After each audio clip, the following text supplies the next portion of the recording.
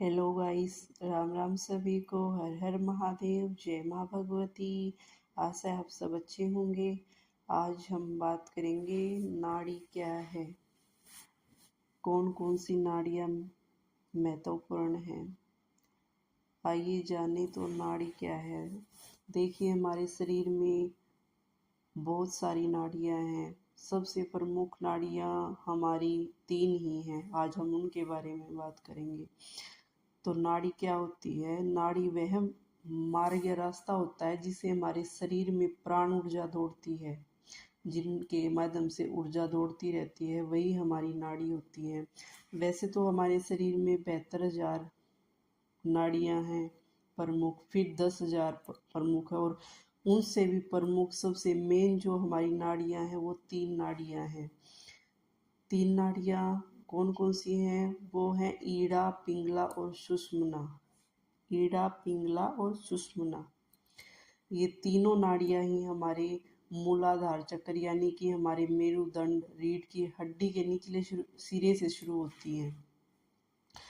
और जो हमारी ईड़ा नाड़ी है वो हमारी मूलाधार चक्र से शुरू होकर हमारे आज्ञा चक्र तक जाती है। वैसे ही हमारी पिंगला नाड़ी भी हमारे मूलाधार चक्र से शुरू होकर आज्ञा चक्र तक जाती है। पर जो हमारी सुषुम्ना नाड़ी होती है वो हमारी शुरू तो मूलाधार चक्र से होती है, पर वह जाति सहस्त्रार चक्र तक है। जो हमारा 7 चक्र होता है सहस्त्रार, वहाँ तक जाती है ये हमारी। अगर हम इनको सिंपल वे में समझे कि हमारी ईड़ा और पिंगला की ऊर्जा क्या होती है, कैसे काम करती है, तो जो हमारी नाक के छिद्र होते हैं, जो हमारी नाक से हवा बहती है, सांस चलती है, वही हमारी ईड़ा और पिंगला नाड़ी की ऊर्जा होती है। जैसे हमारी नाक के दाएं छिद्र से जो श्वास चलती है या हवा बहती है वो हमारी पिंगला नाड़ी की ऊर्जा होती है, जिसको हम सूर्य नाड़ी भी कहते हैं, सूर्य सवर भी बोलते हैं। इसकी जो ऊर्जा होती है वो हमारी गर्म होती है, जोश वाली होती है, एक्टिवेशन वाली होती है। और जो हमारी नाक के बाएं छिद्र से श्वास चलती है, ऊर्जा चलती है, वह हमारी ईड़ा की ऊर्जा होती है, जिसको हम चंद्र नाड़ी भी कहते हैं। और जो इस नाड़ी की ऊर्जा होती है वो शीतल होती है, आरामदायक होती है। दिन के समय तो हमारी सभी की लगभग सूर्य नाड़ी ही चलती है, और रात को सोते समय हमारी चंद्र नाड़ी चलती है। पर एक शोध के अनुसार पाया गया है कि हर 90 मिनट के बाद एक बार हमारी नाड़ी या ऊर्जा जरूर से बदलती है। श्वास जैसे चंद्र से सूर्य होगी, सूर्य से चंद्र होगी, ऐसे होता है। आप भी करके देखना, नोट करना कौन सी श्वास चल रही है, और कमेंट में ज़रूर बताना कैसा महसूस किया। और जब जैसे हमारे बड़े बुजुर्ग बात करते हैं, वैसे जब हम सुबह उठते हैं तो कहते हैं कि जो हमारी प्राण ऊर्जा चल रही होती है वही पाँव हमें ज़मीन पर सबसे पहले रखना चाहिए। या फिर किसी शुभ काम के लिए जाते हैं, ऑफिस जाते हैं, तो हमेशा हमें अपना वही पाँव दहलीज से बाहर रखना चाहिए। जो हमारी नाक से सांस चल रही है वही पैर हमें आगे बढ़ाना चाहिए, अच्छा रहता है। वो इसीलिए कहते हैं क्योंकि जो हमारी ऊर्जा चलती है, अगर हम वही पग आगे बढ़ाते हैं तो बहुत अच्छा रहता है, अच्छी ऊर्जा रहती है, हमारा काम भी बनता है। वो एक एक्टिवेशन होता है। और हम में से अधिकतर जो लोग हैं पूरा जीवन ईड़ा और पिंगला नाड़ी में ही, ऊर्जा में ही हम जीते मरते हैं, उसी में हम चले जाते हैं। पर जो हमारी सुषुम्ना नाड़ी होती है वो सुप्त अवस्था में रहती है।